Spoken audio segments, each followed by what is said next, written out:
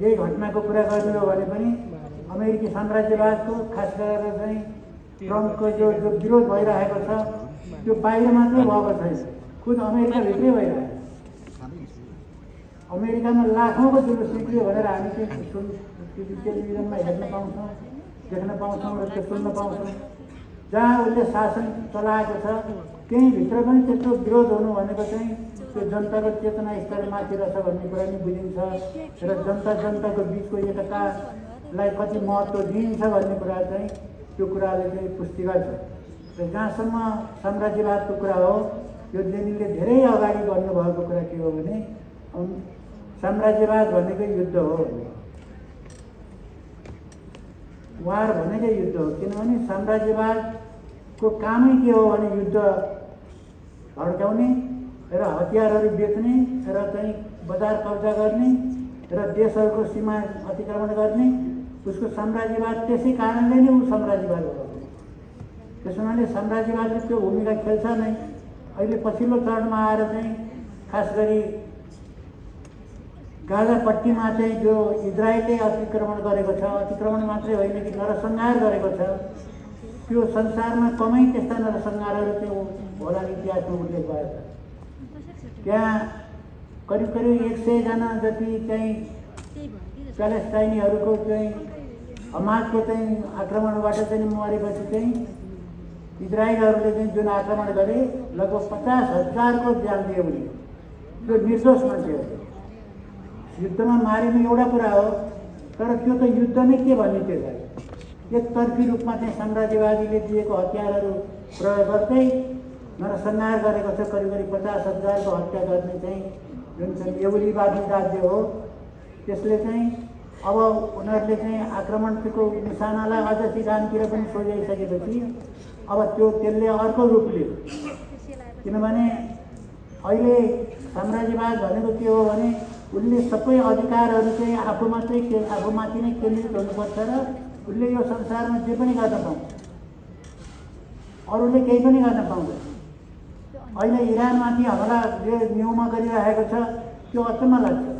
किन उसले त्यो गर्यो भनेदेखि उसले चाहिँ आफ्नो देशको सुरक्षा गर्नुको निम्ति चाहिँ बम बनायो, युरेनियमलाई उसले चाहिँ शुद्धिकरण गरेको छ र त्यो बम बनाउनको निम्ति प्रयोग हुने चिज किन प्रयोग भयो भनेर भनिरहेको छ। त्यो किन आक्रमण गरियो भनेदेखि उसले चाहिँ त्यो काम गरेको हुनाले, उसको आफ्नो आत्मसुरक्षा गर्यो भनेको हुनाले त्यो गरियो। अमेरिकाको के मान्यता छ भने साम्राज्यवादको र कुनै पनि देशमा आक्रमण गर्न उसको अधिकारको कुरा हो। अब यो कुरो त आज मात्रै पनि होइन, जर्ज बुशले गरेको इराकमा गरेको। इराकमा जर्ज बुशले हमला गर्दाखेरि कुनै पनि कारण थिएन। किन हमला गर्ने हो भने त्यो कारण केही थिएन। संयुक्त राष्ट्रसङ्घले त्यसलाई रोकेको हो उसले, तर उसले के भन्यो भने वेपन अफ मास डिस्ट्रक्सन छ भने। किनभने यो समूहमा जनताहरूलाई मार्ने चाहिँ वेपनहरू चाहिँ उसले बनाएको छ भनेर सबैले भने यो बनाएको छैन भनेर, तर उसले मानेन बनाएको छ भने। लास्टमा चाहिँ युद्ध सकियो, सद्दाम हुसैनलाई त्यहाँबाट चाहिँ हत्या गरिदियो, त्यहाँबाट अर्को सरकार बनायो। त्यसपछि चाहिँ गएर के भन्यो भने कोही त master weapons of mass destruction कता गयो भन्दाखेरि त्यो त रहेनछ सरी भन्दै भनेपछि साम्राज्यवाद जति बेलासम्म रहन्छ त्यति बेलासम्म युद्ध रहन्छ।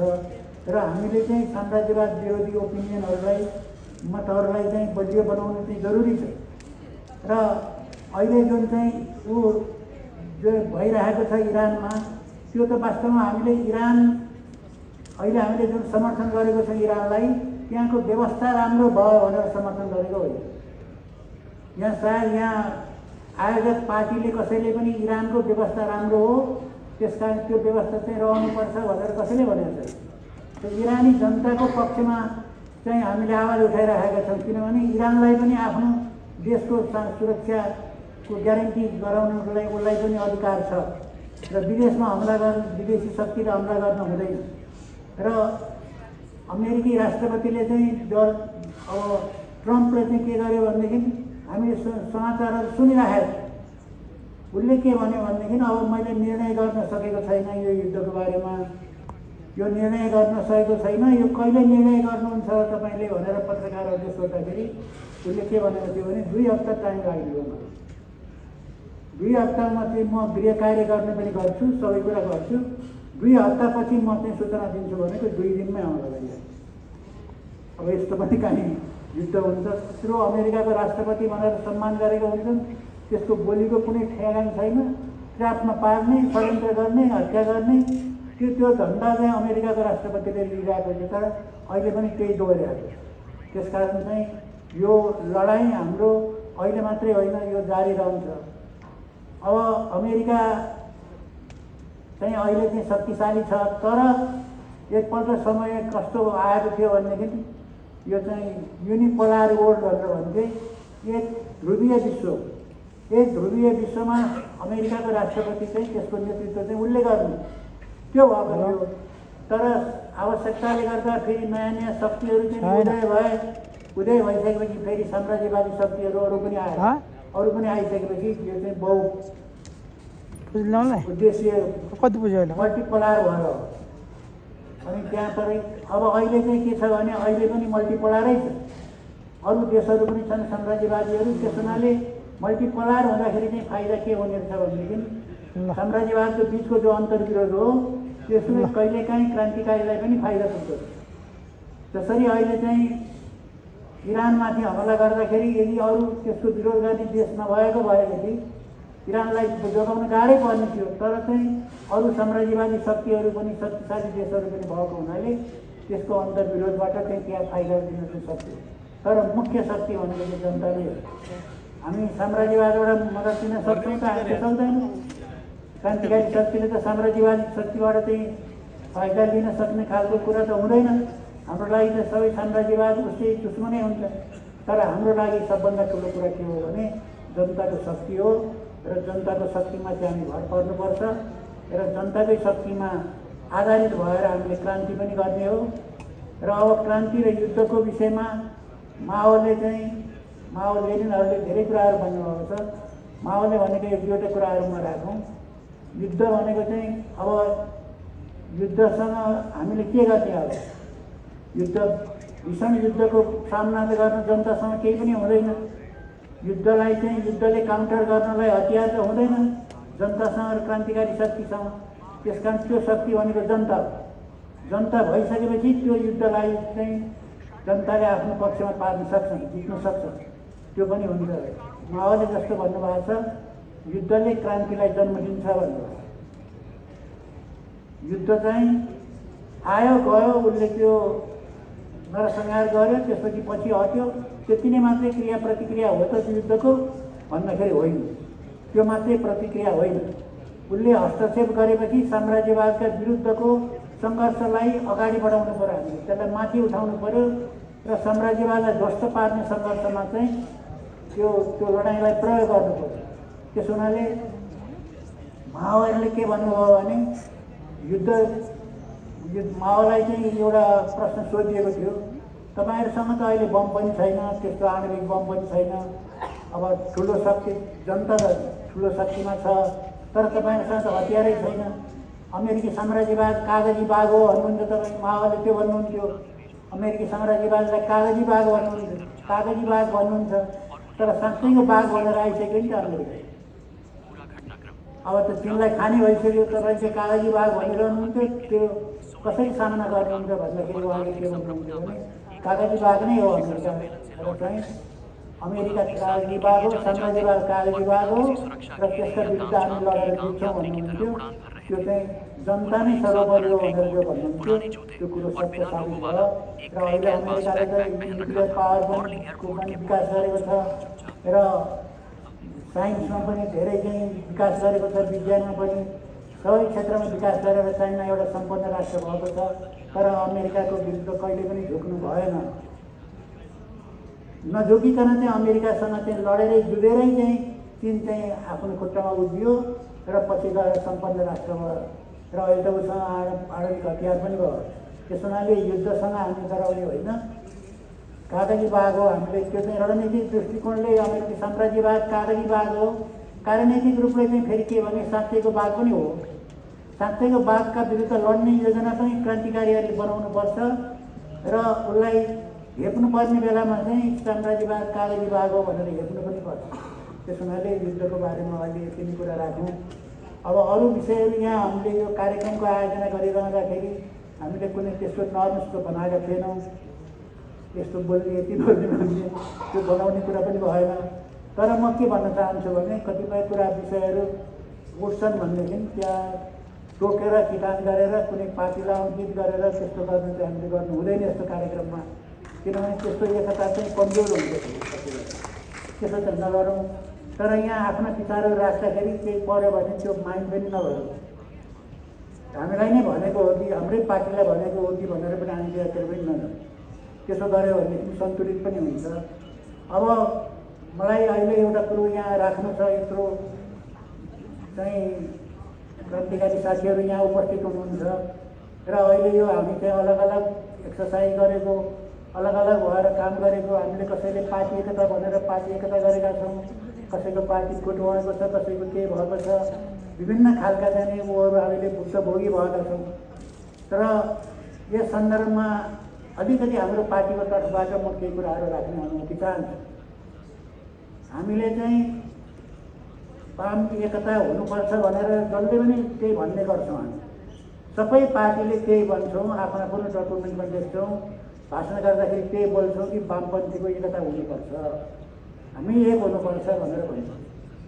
तर हामीले चाहिँ अभ्यासमा चाहिँ त्यो देखिँदैन। फेरि हाम्रो अभ्यासमा गइसकेपछि हामी के गर्छौँ भने त्यो पार्टी चाहिँ फुटाउन सकिन्छ भने फुटाइ पनि दिइहाल्ने, मौका पऱ्यो भनेदेखि त्यसलाई कमजोर पनि बनाइदिइहाल्ने, अनि त्यहाँबाट ठाउँ ठाउँमा चाहिँ त्यसको आलोचना पनि गरिहाल्ने, अनि त्यहाँबाट हाम्रो पार्टी पो ठुलो छ भनेर अलिक घमण्ड पनि प्रदर्शन गरिहाल्ने, त्यस्ता कुराहरू पनि हामीले गर्छौँ।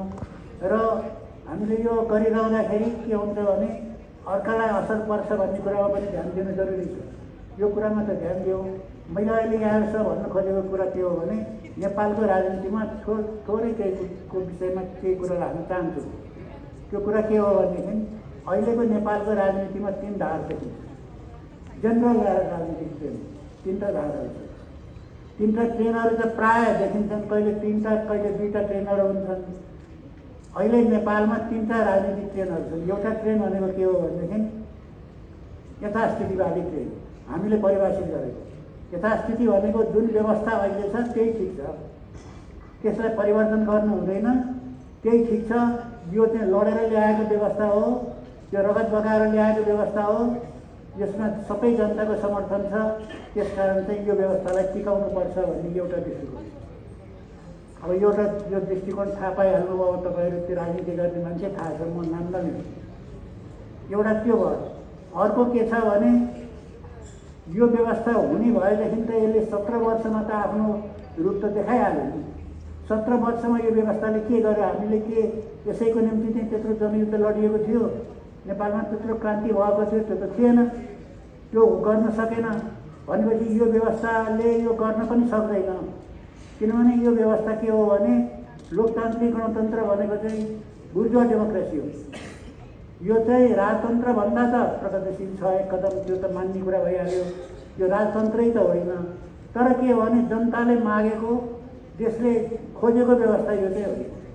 किनभने त्यो चाहिँ 17 वर्षको इतिहासमा पनि, इतिहासको लामै अवधि कालखण्ड हो 17 वर्ष भने। 17 वर्षमा यो गरेर देखाउनले किन सकेन भने यसको सीमा छ। अब यहाँ हामीमा यही कुरामा चाहिँ अलिकति मिल्दैन। किनभने यसको सीमा छ। यो चाहिँ यो व्यवस्थाले सबै कुरा हल गर्न सक्दैन। त्यसकारण अर्को योभन्दा राम्रो व्यवस्था ल्याउनुपर्छ भन्ने हो।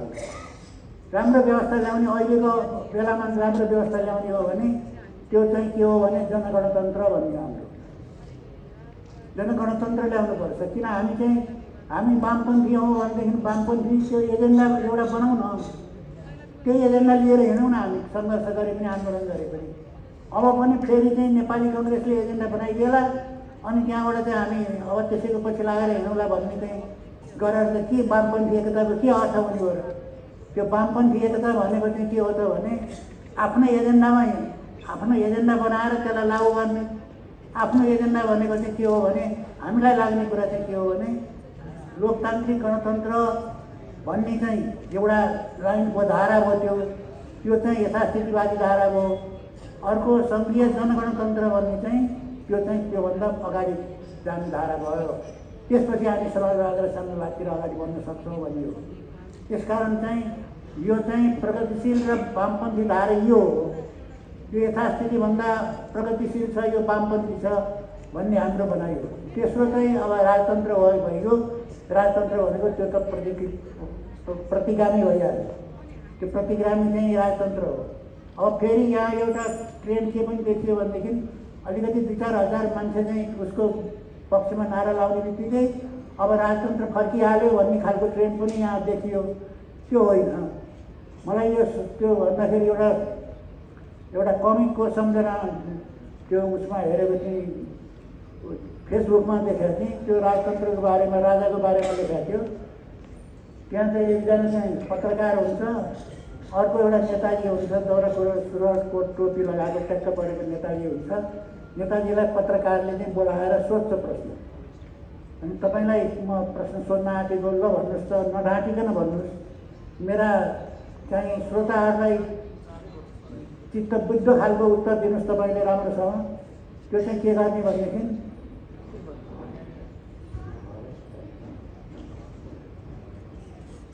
त्यो के गर्ने भनेदेखि तपाईँ ल भनिदिनुहोस् त, अहिले चाहिँ नेपालमा राजा फर्किन्छन् भन्ने चाहिँ तथ्य चलिरहेको छ, तपाईँ के भन्नुहुन्छ? राजा फर्किँला कि नफर्किँलान् भन्नु। अनि त्यहाँबाट त्यो नेता अर्को उसले चाहिँ के भन्छ भनेदेखि उसले फ्याक्ट भनिदिन्छ, फर्किन्छन्, सजिलै भनिदिन्छ फर्किन्छन्। अनि पत्रकारले सोध्छ त्यत्रो विषय नेपालमा राजतन्त्र फर्किन्छ कि फर्किँदैन भन्ने विषय पनि तपाईँलाई त्यति हल्का ढङ्गले तपाईँले किन दिनुभएको? फर्किन्छन् भन्नु, त्यसै फर्किन्छन् राजा, कस्तो फर्किन्छ भनेर भन्नुभएको भने फर्किन्छन्। किन फर्किन्छन् भने उनी त उहाँ अर्को के दरबारले माथिको दरबारमा बस्छन्, नागार्जुन दरबारमा बस्छन् राजा। अनि बिहानै उठेर यसो उठ्छन्, अनि त्यहाँ म नारायणभित्र जानु पऱ्यो भन्छन्। नारायणभित्र आउँछन्, आउँदाखेरि अदनको चाहिँ त्यहाँ ढोका लगाइराखेको हुन्छ गेट, त्यो गेटको लगाएर छ भन्छन् र फेरि फर्किहाल्यो। राजा त्यसरी फर्किने हुन् भनेर भन्थ्यो, दिएको थियो। त्यस कारण उसको चाहिँ स्थिति त्यही हो। फेरि अर्को एउटा कमेडीमा चाहिँ के